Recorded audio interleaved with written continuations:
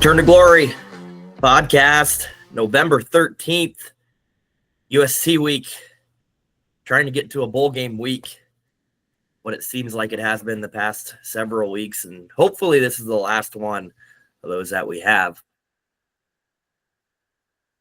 We must make a bowl game. That was the first thing I wrote down in my notes, and I capitalized "must" and I circled it. I don't know when that's going to happen, but if we don't, it's not going to be good. And the word "must," I think, is very, very important, I guess, for everyone. I don't want to see what it's like if we don't, but the problem is we're probably not favored in any of these games. Maybe the Wisconsin game at home, like we've said last couple episodes, but it's going to be a challenge to get to our sixth win again. And if you're talking losing sixth straight and not making a bowl game in Matt Rhule's second year, like, oof. That's tough to swallow, especially when you're favored in a chunk of those games. Wasn't that number one coming in the season on all of our list of goals for the season to make a bowl game? Yes. Yeah, I mean, that was the most important thing, and I unfortunately, because this is what we do, brush off the fact that we're going to make a bowl game. Our win total 7.5. Like, we're going to win 9. We're going to win 10. We started off however we started off, and it was, oh my gosh, look at us. Like, this, we could run the table. Like, I'm not sure if anybody believed that, but that was the talk. And when you go back and look at how we talked about the most important games entering the year, and we reference that a lot, that was, to me, why these earlier games were a lot more important than these later ones. But now, since we didn't win those games, that flips the script. And now these games all become very, very, very, very, very, very important for, I guess, the future of where this is going with the Rhule. I'm not saying it's going to end it.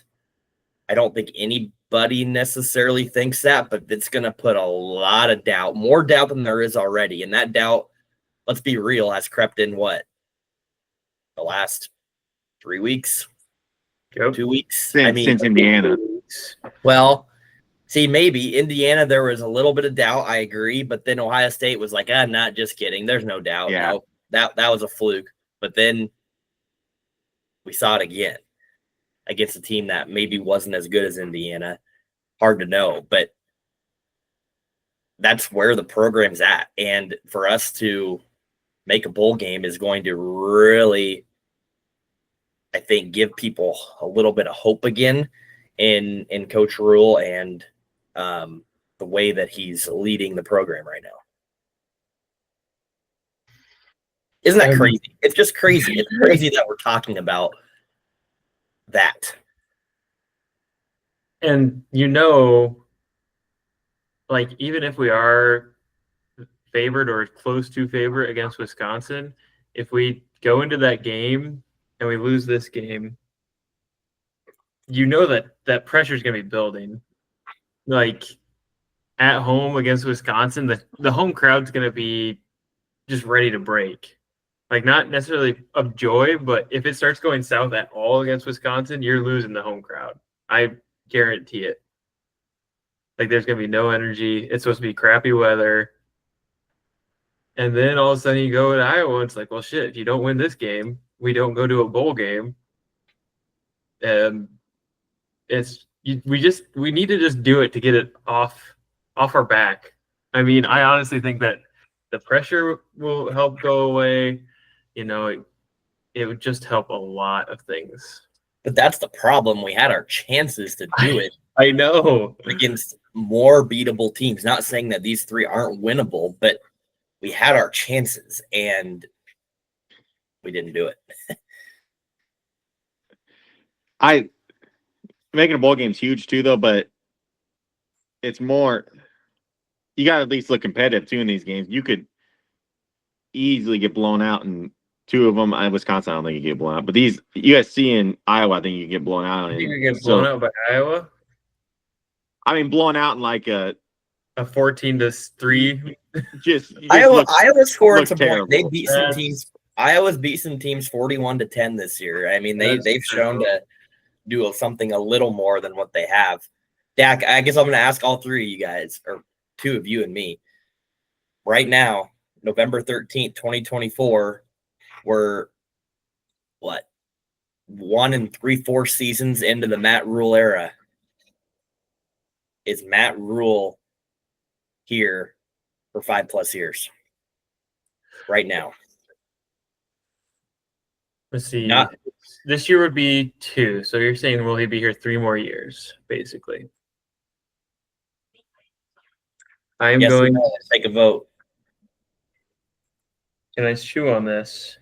Yep. I mean, coaches just do not last 5 years, but especially here, the fans are not patient right now.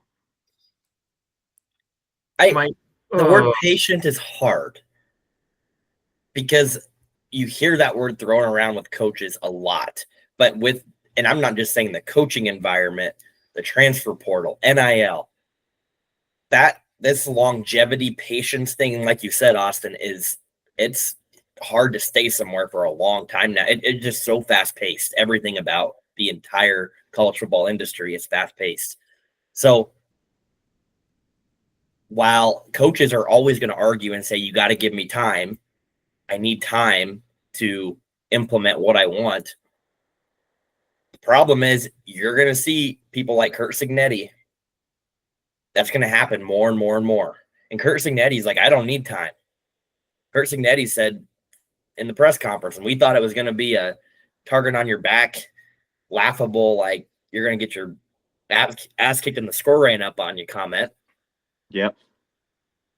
And he's like, no, like we're going to win now because I'm bringing in some guys. We got some pieces from last year and we're going to win. And they're doing it. Now their schedule hasn't been the toughest of the toughest, but like that's going to happen more and more now with the transfer portal. Rule obviously didn't come from a college program. I get that, but it's going to give that alternative option to say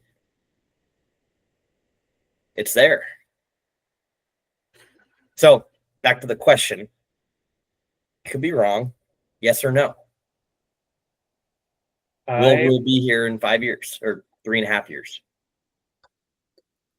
My gut reaction right now, 3 more years. I feel like he's for sure getting a 3rd year.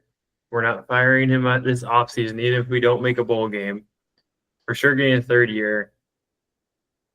I'm going to guess he's not here. At the end of year 5, for sure, I feel good about saying that.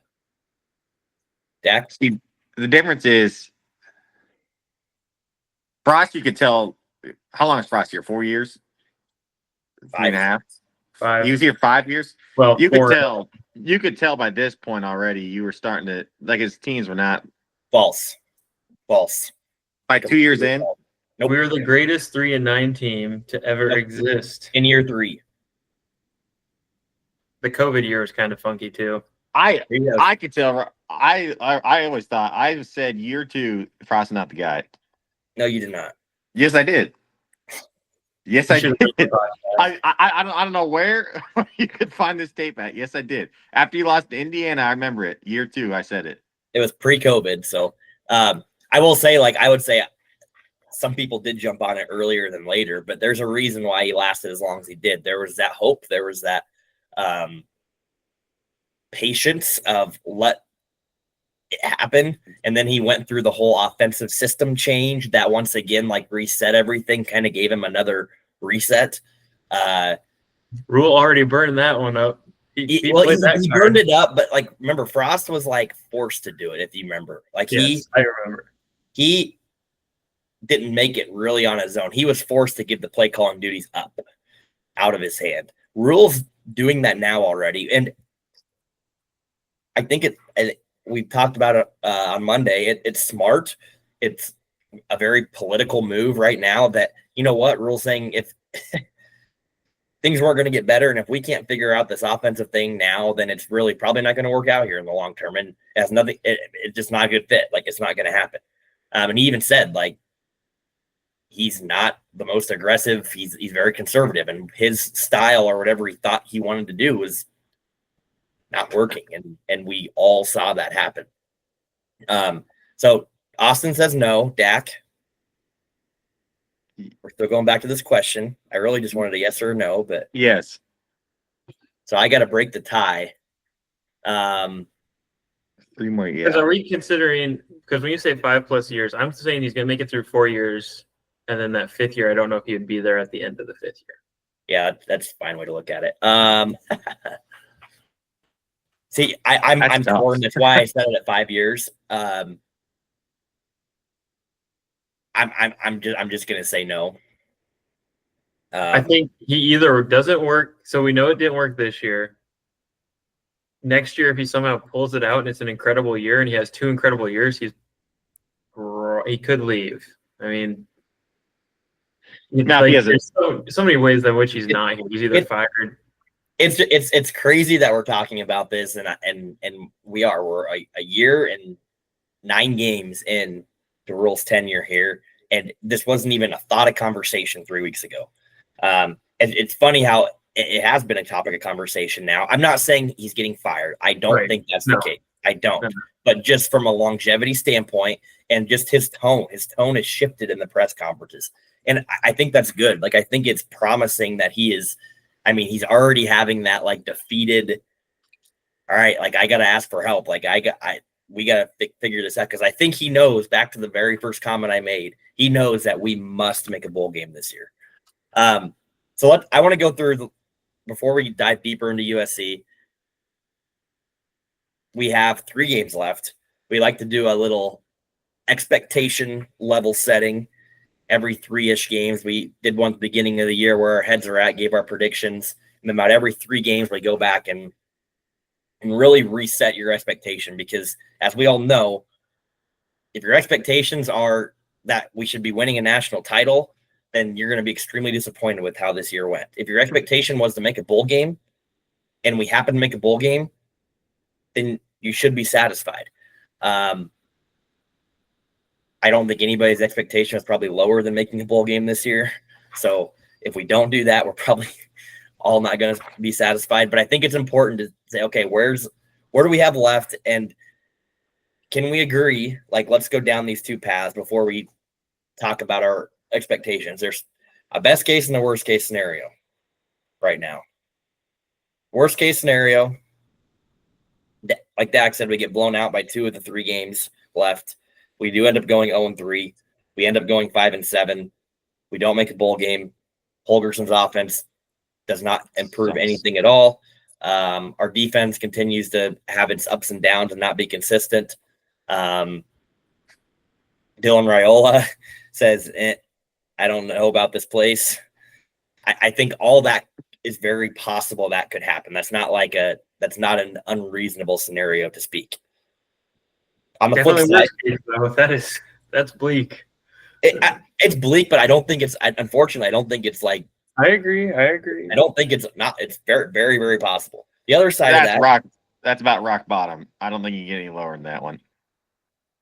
We'll find a way, I'm sure. Well, yeah, you could do it. The flip side of that, on the high end, you win 3 games. Okay, now we're 8-4. No, what are we? Yeah, 8-4.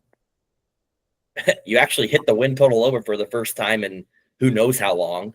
Might be ranked. The offense is all of a sudden like has a fresh new look, and teams are struggling to defend it. Including the likes of Wisconsin and Iowa. Go to a bowl game and hopefully you win that. I also think that's possible too. I don't think that's as likely, but it's in the realm of possibility. It's not like we have Ohio State left in our schedule, which we almost beat, but to face. So like there's a wide range of outcomes, and it makes these last 3 games so much fun to think about and play out the scenarios. So given that is our scale, basically anything could happen. Dak, where's your head? Like, how do you think this is going to play out? Because there's a lot of unknowns. You have the new coordinator, the new helpers. You have all the talk about the players. You have no idea where the players are. We didn't hear from anybody this week. Coming off a bye week after probably one of the worst losses, one of that we've seen in recent years. Like, where are we going? I think. Well, I got another ranking question after this later. I was going to bring up, but anyway, I think it goes. You win 1 out of 3. I think you beat Wisconsin. I think this week's gonna be a lot closer when the spread and stuff are saying, but I don't think you beat USC. And then you lose to Iowa at the end of the year. So I think you go 6-6. Talk me through the emotions of people. Like, get a little more detailed. Like, I like the prediction, but give me a little more juice behind it. Well, you lose this week, everybody freaks out because they're thinking, well, it's the same thing as last year. And well, it depends on. Okay, first off, it depends on how your offense looks. If your offense looks better, then you lose. Okay, it's not depend on. How do you think our offense is going to look? Oh, I think the offense will look a lot better because I don't think you can get any worse. Like I said, I think Satterfield was your main problem. You got rid of him. Now I don't know if you have the skill players around to make it that much better, but I think Holgerson will bring a new, fresh look, and it'll be better because you can't get much worse. I saw they haven't scored 20 points since September, or over 20 points since September. So you think offense is going to look better, but we're going to lose against USC, and we're still going to be upset? Yes, but I don't think as upset because you start to see signs of your offense improving. Okay. And then you beat Wisconsin, so everybody's going nuts, parades in the street, whatever. You made a bowl game, shooting cannons off, going whatever. Do we storm the field? Oof. No. Yes or no? Not. Yes or no? Yeah, we're making prediction. Yeah. Oh gosh. Are you saying yes? Yes. You storm the field. Does Will get a Gatorade bath? Yes or no? Because what? Yes. It's been 7 years. Yeah, you storm the field. I think Wisconsin's awful, but yeah, you storm the field. And then hold on. Do the goalposts come down? No. Okay, good. Now here's the question: would you guys be embarrassed if they stormed the field? Yes. I don't want to. Yes, I would not want to storm the field. Okay, so storm the field, beat Wisconsin. We go to Iowa Black Friday. First off, it's gonna be one of the worst. I hate that game. Hate that game because I hate just watching Iowa. Anyway, I think Iowa beats you like they normally do. Let's say 17-13. It's just a terrible game to watch. They bring into their own style game. Your offense. And how do we feel? You feel coming out of that game. You feel good. You feel great because that's what your goal was season to make a bowl game. Like I think the only thing fans are looking for right now is make a bowl game. In their offense, there's two things you're looking for: make a bowl game and your offense to improve since Satterfield's gone for the rest of the year. I think it's that simple. All right, that's the two things we got to do. Yeah, and your defense, you'd like to get a little bit more steady. Like you're not too worried about your defense at all. But that's two things right there. That's all you're worried about. So Austin? I think. Oh, go ahead. Go Keep going. Well, I think at the Iowa game, because your offense ain't look that good against Iowa. It never does, but people are still happy, a little bit more worried, but you're going to bowl game. So there you go. And you're still carrying the goalpost with you. Happy's a touchy word. I don't know if the happy's the right word, but satisfied. Better. I don't know if I'll be able to follow Dak with the same level of conciseness and understanding of what he wants out of this, but I'll try my best to follow that up. Okay, so here's what's going to happen. We're going to go California. We're going to play USC really tight. Heinrich Harburg is going to be our starting quarterback. Dylan Raiola does not play. or if he does play, he's going to be very short, and Heinrich's going to play most of the snaps. We'll talk about that later. So now all of a sudden we lose a closer game to USC. Defense blows last drive. People are upset, but it's like, okay, well, Dylan Raiola didn't play. Everyone feels okay because there's a competitive game without Dylan Raiola, but people are still upset because they're starting to see the light at the end of the tunnel of, oh shit, if we don't beat Wisconsin or Iowa, we're not making the bowl game. Wisconsin comes around, home game. Dylan Raiola's coming back. He's healthy. We do pull off the victory against Wisconsin in a cold afternoon. People are happy. I think expectations have been reset to if we can win one of these games, where it's more relief than it is happiness. There's still some questions about offensive play calling. It's not a pretty game. We almost shoot ourselves in the foot, but we actually kind of win a one-score game. So it's like, all right, maybe we're on the right path. And then we go to Iowa and we get absolutely slaughtered. And the tides turn. Everyone's like, okay, if Rule doesn't get his shit together next year, I don't care that we made a bowl game.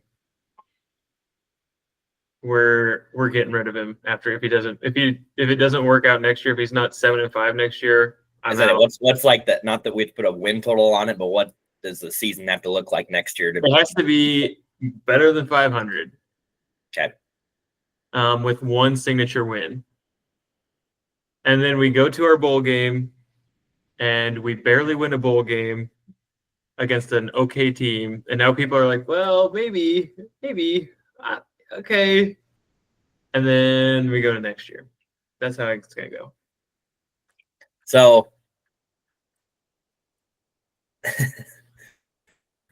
I'm like a merge between the two, kind of, but then I also have my own twist to it.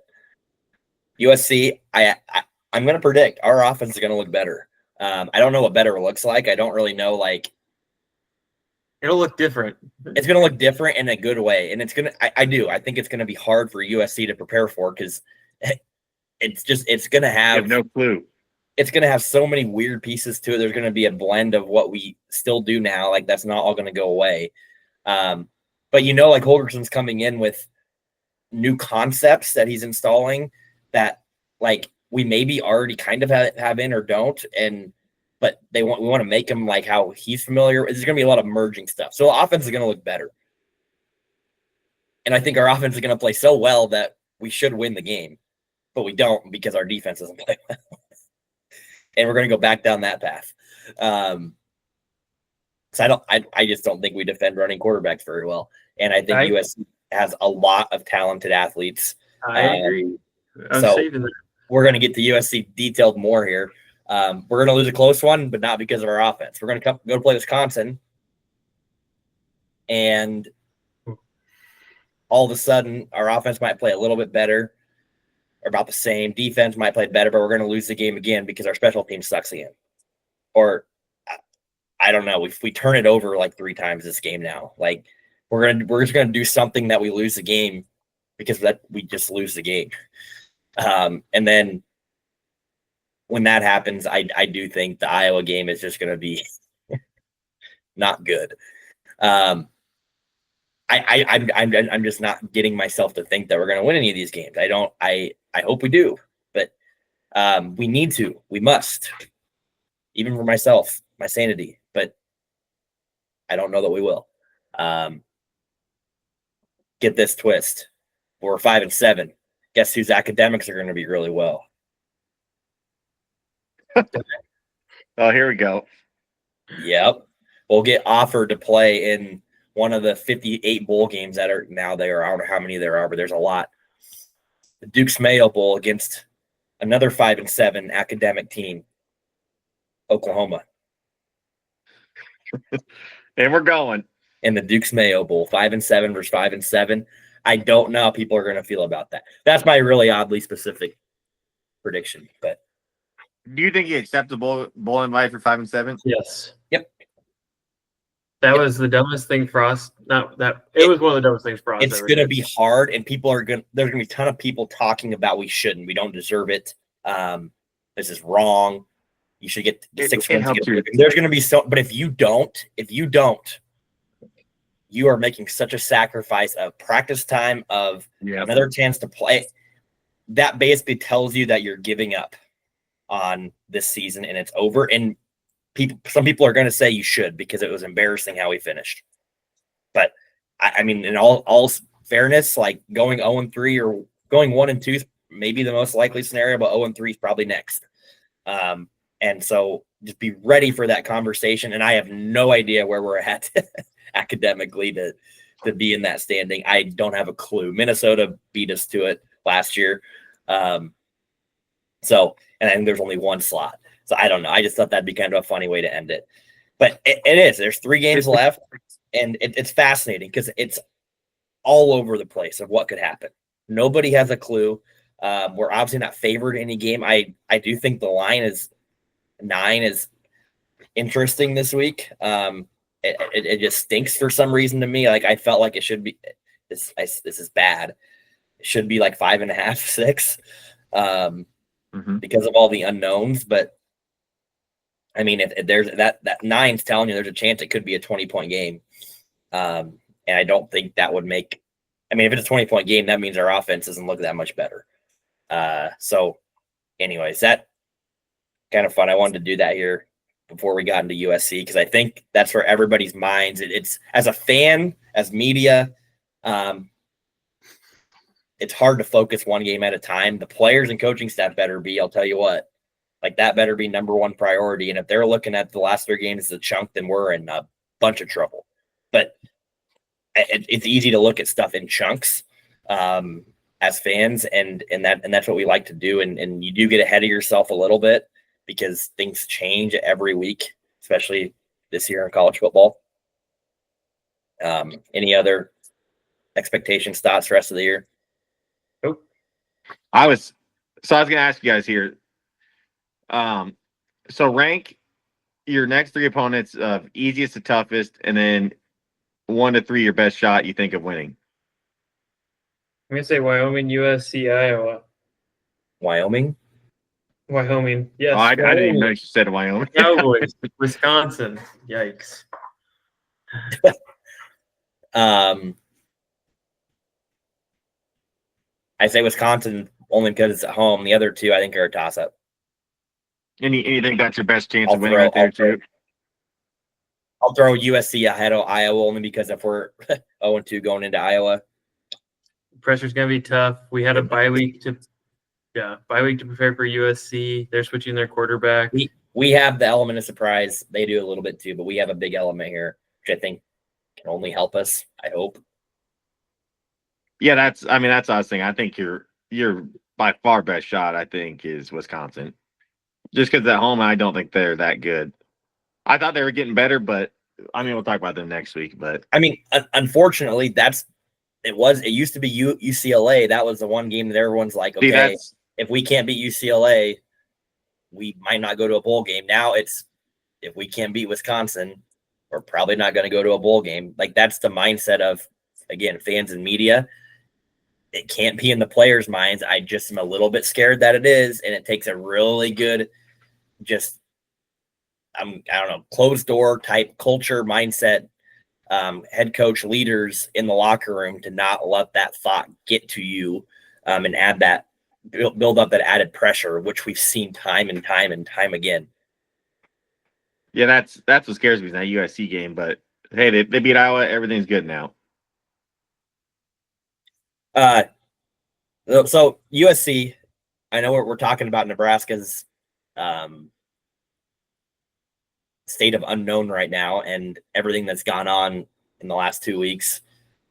USC is not like in a great spot either. I think Lincoln Riley is, as Dak has kind of hinted at all year, has been a little bit on the warm seat for his head coaching position. He's a good head coach, I think, but it's not really working out at USC the way that they probably wanted it to. I mean, they're sitting at 4-5. So regardless, opponents and all that, like they still need 2 wins to get to a bowl game too. And Miller Moss, their starting quarterback, who had some question marks, but was talked about as maybe even a Heisman dark horse coming into the year. I guess Raiola was too. He's not going to be starting on Saturday, and they're bringing in the UNLV transfer Jaden Maeva in at quarterback, who is going to be more of a runner, which is more than what Miller Moss had.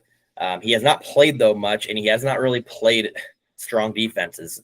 Maeva has not, compared to what he's probably seen at UNLV and then the few games he's gotten in this year.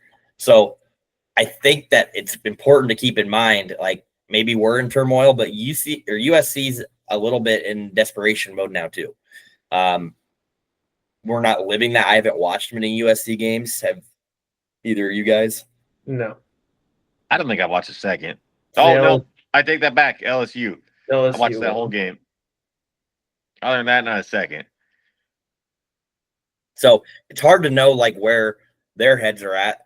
We obviously have a little more to prepare for, and really to mention, we're watching UNLV film to get used to this quarterback a little bit. But their offense is going to be dominated by athletes if they can get going. And they have shown at times to do a good job. That Lincoln Riley has shown as a coach to do a good job of that with his quarterbacks, with his receivers. Zion Branch and Mekhi Lemon are their two like go-to receivers. They got mentioned Maeva at quarterback. Woody Marks will be their lead running back. That's the scary part, is if they get going and this offense looks like they can just one-on-one be more athletic and better players than us, this could get into 20, 30 point range. But the hope and the promise is that Ohio State had one of the most talented athletic freaks from a receiver standpoint, 2 running backs.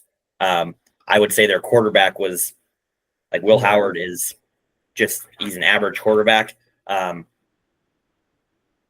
We don't know what Maeva has, but we saw what happened with that game. We did a pretty dang good job of competing with them on the defensive side of the ball. So I think that's important to know. Dak, do you have Lincoln Riley's record at US? He's 23-13. In his head coaching tenure, he's 78-23 overall. That tells you, I think, again, he's a good coach. Like, I know Dak doesn't like him because of Oklahoma. Dak also said that he would take him back in a heartbeat. Yeah, he has said that several times. You literally said that last week on the pod. When did I say that? You're gonna be like, don't tell anyone I said that. You said it on the pod. And you said it several times when we were at the Missouri-Oklahoma trip. Maybe I would. Can we talk about what trouble he's in real quick? Go ahead. It's hilarious. So they got him probation today. Did you guys hear why? No. They had too many coaches on their staff in 2022. Wow, that really helped you out. Thing. Huh? The analyst thing that a lot of coaches got. Ding dong. Yeah, which they got $50,000 fine and 1 year probation, which do you lose scholarships? I don't know what that means. But anyway, they say Lincoln Riley doesn't know anything about it. How do you not know you have too many coaches on your staff? I don't know. But anyway, boy, that really helped you out there, Lincoln, didn't it? Maybe you should have some more coaches. That's all right. That's all I got to say. Yeah, I was dying laughing when I read that. It's legal now. Like, the more I just hear about a lot of this stuff, and especially now, like this week with our people that we brought on, and then the Connor Stallion stuff that went on, I don't think people know, and even us who all follow college football very closely, I don't think we really know the depths of how many people are out there working for a program in any capacity. Like, Rule mentioned how some of these guys that are, are basically like scouts, or they're NFL scouts. He has, like, I don't think we know. I'm throwing out a number. There could be 30 people, like, outdoing stuff at some capacity for Nebraska. Like, it could be anything, right? I think all these big programs, it's a big circle. It's a big, in that Connor Stallion's documentary, it's phenomenal. Like, it hints at that too. Like, you get a sense of how big this coaching, call it coaching circle, but just the brains behind the operations of every program. So like that, that stuff doesn't surprise me. And that's why they probably opened it up, because it's instead of it being this dark underground system, right? It's like, well, why do we need to make it underground system? Like, why not just, like, it is what it is. Everybody's going to be helping people. So like, utilize it. Yeah. I mean, it's one of those things I don't think anyone as a fan cares. Like, oh, you got. Oh, I do. It's a cheating scandal, but it's not something that you feel is going to directly impact the product on the field as much as other forms of cheating, and especially with how it's treated now. Like, like you said, we brought in Dana Holgerson 2 weeks ago as an analyst, and now he's the offensive coordinator, and no one lost a job. Like, it doesn't matter anymore. That's why they got rid of the rule. The Connor Stallion stuff that might have a little more impact on what's going on in the field, but everyone was doing it, and they're the ones who got caught kind of energy as well. So, what's the point? It was basically just they broke a rule nobody cares about, so they slapped them on the wrist. Yes. Someone tipped them off, and they just had to do something about it. Last thing, I guess, that we're going to see, I guess, from USC and their offense that we haven't mentioned yet. There's going to be tempo. They're going to be tempo, and their quarterback's going to run, which I think we're not going to do well against. That, for whatever reason, we just struggle with that. When there's that dual threat, and sometimes they're not even supposed to be dual threat, and we make them dual threat, right. AKA Luke Altmaier, AKA who was the quarterback for Indiana? Space and also Cork or something like that. Also, Ethan Garber's last. Rourke. Yes. Nathan Rourke. Like, they all just seem to get more rushing yards than they usually do against us. So that's going to be a challenge, I think, to scheme for defensively. Like I said, if we can hit him a few times and maybe get him a little bit impatient in the pocket to where we can say, okay, like, he's going to start running, and we can just now scheme for that better, and we're not as worried about the passing game. And it kind of takes away some of those playmakers we mentioned earlier in Lemon and Branch and Lane. That helps us out a ton. I think the start of this game is so important.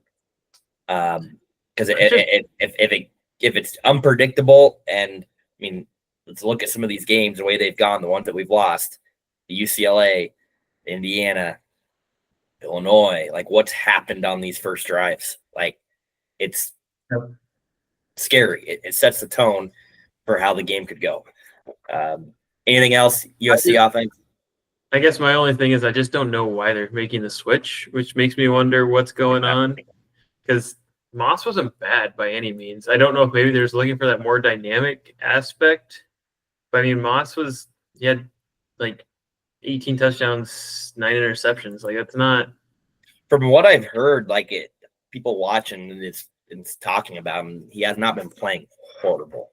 But it could be I mean, it's funny, flip it around. Do you think USC is going, what in the hell? Why is Nebraska changing coordinators? They're 5-4. Like, right. What now? Go look at the schedules. You look at the scores.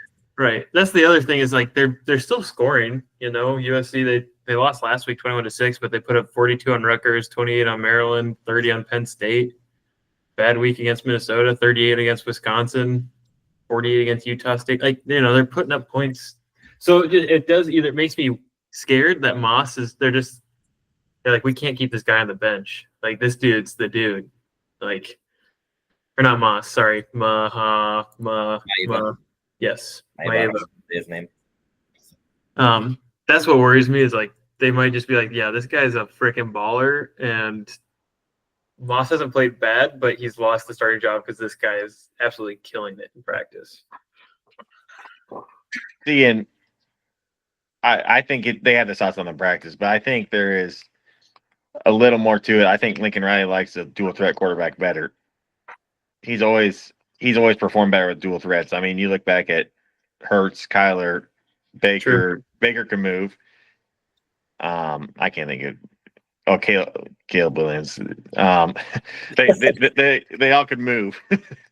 So I think did that just hurt you to say out loud? yeah, I hate that I mean, guy. their running back averages 5.7 yards a carry. So I'm a little confused. I don't know if they think it's.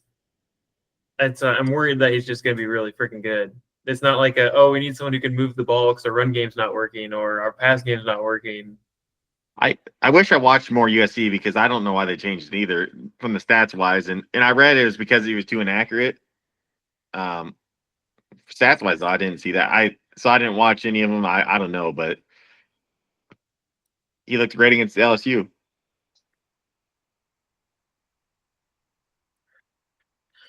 Other side of the ball here, you mentioned they're scoring points, and their problem, I guess, once again this year has been on the defensive side of the ball. Lincoln Riley brings Alex Grinch with him. First year last year was, I mean, it was atrocious.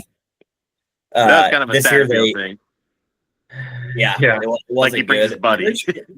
I will say, Grinch though has had good defenses. Like in the past, he had a couple of decent ones. So it's not like Satterfield, who didn't have much of a resume, but they got rid of him after. Is it first year, right? Got rid of him after 1 year? Yeah. No, he was there 2 years. Oh, he might. No, have I think it was halfway through last year he got cut. So the guy they bring in is the defensive coordinator for UCLA, who kept UCLA in a lot of games last year. D'Antoni Lynn. He runs a base 3-4.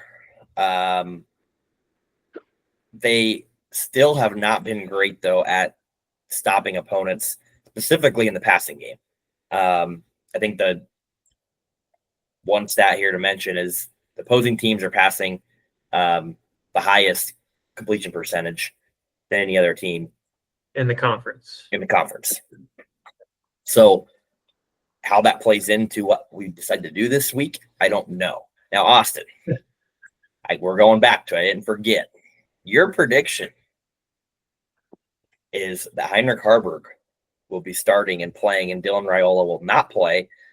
I will say this, and I don't know if you saw it. Raiola was listed as the first on the depth chart, and it was not an Was he? release, but that obviously does not mean anything. I mean, that things could change. Yeah, I guess talk about that. Well, I thought it was honestly more that coach smoke where it's, hey, Dylan's going to be back, but really he's not. I mean, I guess he does have an extra bye week, but I will expect that we see more Heinrich regardless if Dylan starts. They're bad against the pass, which obviously that benefits Dylan. We brought in an offensive coordinator who calls more passing plays, which should also benefit Dylan. But I think if Heinrich starts, I'm not going to say it helps us, but it's just a different fold to the offense that we've kind of been missing. And if Dylan's not 100%, I'd rather have a 100% capable quarterback than like a 70% Raiola. Yeah, I think against USC, I think you definitely want Raiola to play. Like you said, their pass defense is terrible. It's pretty bad. I think if you're able to move the ball against the defense, it's better than it was, but it's still not great. I mean, Lincoln Riley can never have a good defense, but yeah, you'll be able to move the ball on them. Another thing I was thinking about is, when was the last time you can think of that you went into a game, you have zero clue how either offense is going to look? Like, you don't know how either one is. They have a new quarterback. Yeah. You have a new OC. You have no clue. Yeah, it's You don't even know who fast. your quarterback's going to be. You don't. I guess Right. I'm the opposite of Austin, where I think that I don't think Raiola was ever hurt. I mean, maybe like bruised. I just don't think that he ever had anything seriously wrong with him. And I think he'll be obviously back and playing. I do think that Heinrich probably is going to somehow find his way on the field in different packages. I think Rule said it though, like one of their flaws, and you heard it as he talked this year, leading into this year, and then especially early on this year when we were winning, about getting this guy touch, this guy touch, this guy touch. We're trying to get this guy. You know, he tried to talk up all these players. Not tried to. He did talk up all these players, and then therefore tried to get them all involved in the offense, and it just got to be so much versus just saying no. Like, this is what we're going to do to win games. And I don't really care how it happens. I think Heinrich is one that I think they tried to get him touches, and it just I don't know. It seems like it came in all sports. It's all been so random. And I don't know that it's helped us much. And so, like, maybe it is a drive where he is totally the quarterback for that entire possession. And it's a little bit schemed differently. I think the offense is going to, like we've mentioned, look differently, but we just don't know how. We don't have an idea of what it could be. You know, you hope you see more creativity and unpredictability, I guess, is what I'm looking for. And I hope those two things alone may lead to guys being more wide open, and not because they're doing anything much different with their footwork, but it's just the scheme is a little bit more creative and confusing to prepare for. You have time to do that. Like, there's time to put that in. It's hard to know though, because we're not going to be able to execute it much at all before we play probably the biggest game of the year so far. So all that lumped in, I don't know. Like Dak, you said, you just don't know what it's you don't know what it's going to look like. You have no idea, which makes it so much fun to watch as a fan because you don't have an idea. And normally we can make a prediction. I just hope that the points speak for themselves in a positive way versus, oh, things looked better, like, but we only scored 14, but they looked better. Like, they looked more creative. It looked like we had something going. Like, I don't want to be sitting here on Sunday talking about how we thought our offense looked better, but we lost 34-20 or 34-14, 17 because we didn't play well. Like, that just would not be fun, but it's going to happen. Your offense looks great. Your defense just bad. Yeah, that's kind of how I think it's going to go, unfortunately. So, and then Are you guys hoping for the air raid? I'm not hoping for a successful offense. I just don't know what that is. I don't know that anybody knows what that is. I don't think the coaching staff knows what that is. That's why they hired another outsider. Like, that's the reason why it happened, because they didn't know either. And again, I don't like to use the word incompetent, but I just don't know if the staff really knew. Like, Rule didn't know. He's like, I don't know what to do. I'm going to bring in a guy. Here's the other scenario, kind of tying it back into our Rule future conversation, that I don't know if it's across your guys' minds, but Jackson texted me last night. He goes, I can't wait for when we beat USC and everyone talks about how we want Dana as our head coach in the future.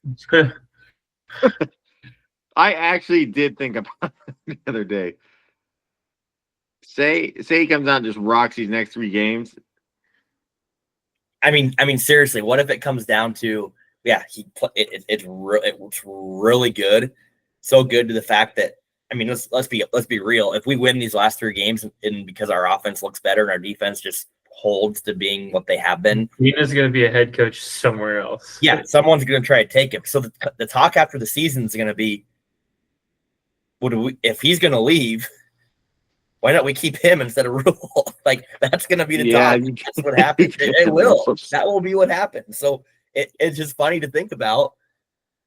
If things go well, because our offense goes well, It's weird. I appreciate Jackson's optimism that, when we go out and beat USC because our offense rolls them. But I don't think any of us on this podcast or in Nebraska need to worry about that. So score predictions, and then we'll go to Dak's picks. 27-24 USC. Let's go 34-20 USC. Or no, hold up here. That ties in my picks. So 27-20 USC. You gotta take Now what I hope happens is 800-0 Nebraska. I hope that Lincoln Riley gets fired after this game. and then we can hire him as an offensive coordinator. Like, I'm a Here you huge go, ready Nebraska for fan this? this weekend. Ready for this? 35-31 USC. Wow, you I have think the you're going offense Nebraska really on that one. clicking. Offense rolls, defense. Wow. So kind of like Illinois game. Yeah, I don't know. I mean, this prediction, I very easily could have convinced myself to say 13-10. Yeah, Defense plays phenomenal. Offense, not enough time to get anything implemented. It still sucks. We turn it over 3 times. We lose 13-10. I don't think USC is capable of playing a 13-10 game. I don't think so either. So then if we only score 10, that means we're getting beat 38-10. Great. Oh, That's what I'm No. thinking. There's two. It's going Yes. to be a close loss with a medium level scoring, or they're going to kill us. All right, Dak, do you have your record from last week? 5-5, I believe. We haven't done this recently, and we didn't have it midweek podcast last week. So Dak didn't officially get his picks in, so you should have just said 10-0. Yeah, we went over it though. You are 74, 66, and 1. So you're hitting it about 52.5%. That's about pretty much close to breaking even on the money. And then your locks, you have a lock last week. Yeah, I lost. I don't remember what it was. I probably have it written down here. It lost. So Let's see you're here. It was 50% Army. It was Army minus 22. Yep, Yeah, and that did not lost. happen. So yeah, you're 50% on your locks as well. You started off hot. You're back to pretty much even. You know what? It could be a lot worse. You know what we're gonna do next year? I'm just deciding this right now. You have to bet every single one of your games because it'll be legal. No, like it's gonna be legal. Pretty close to it online. I mean, it is legal if you go in person. That way you can, you know what, like you can put your money where your mouth is, and it's not just throwing out 10 randos. And if you only want to have 2, then only have 2. If you want to have 10, have 10. Okay. So we're gonna, and you can make a unit whatever you want it to make it. But if you want to put more on a game because you feel confident in it, we're gonna mix it up a little bit. Okay. I like that. So if you want to practice end of this year, go ahead. But I know you're not ready for that this week. No, you know what? Screw it. Let's just give out 5. I'll bet them this week. 5 picks I love this week.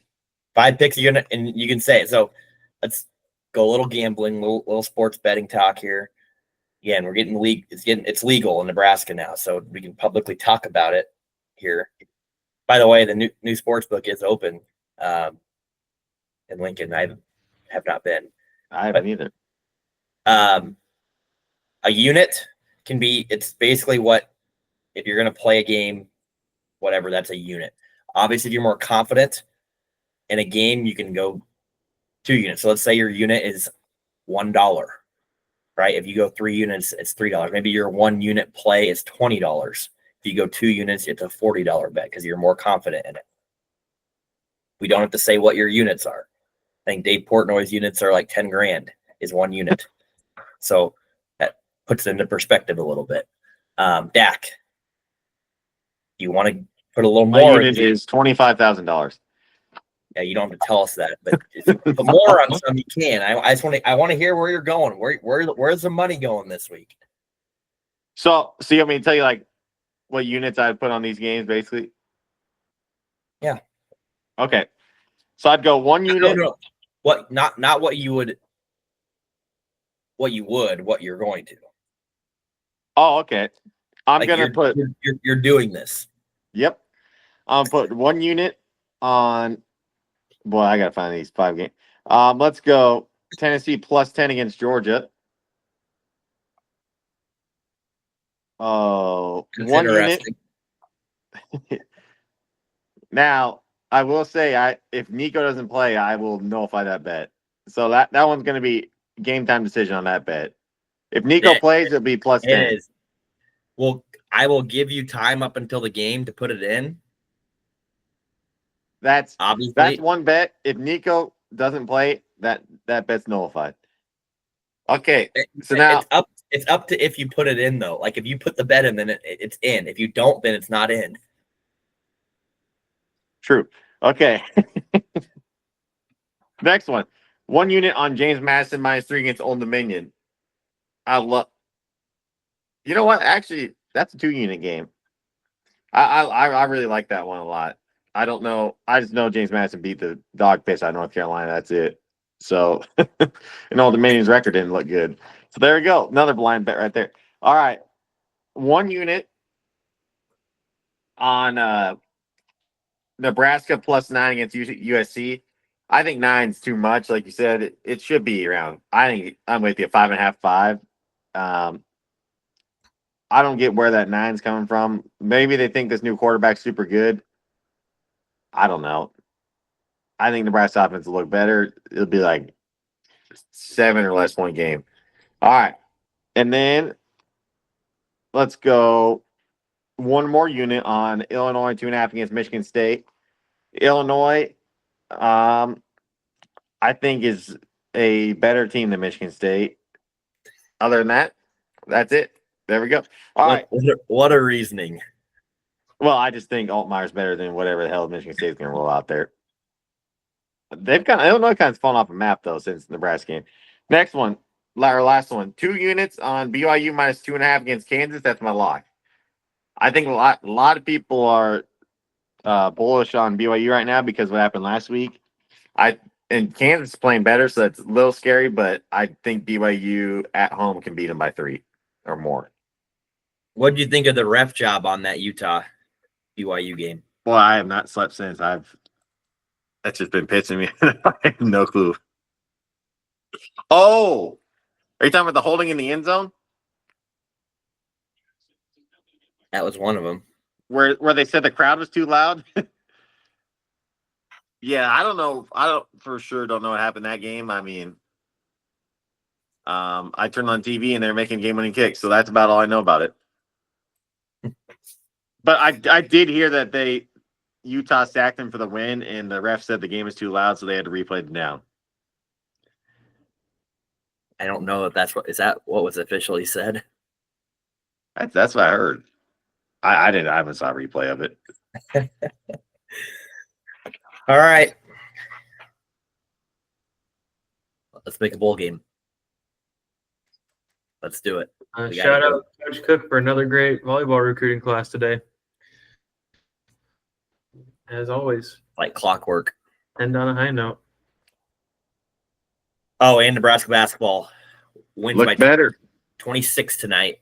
It got a little bit hairy there in the second half, but almost ended up covering the spread. It was 28. Almost got there. All right. Go Big Red. GBR. I'll say it. Go Big Red. Attaboy. Bring in the luck. Beat Lincoln Riley. Just felt wrong.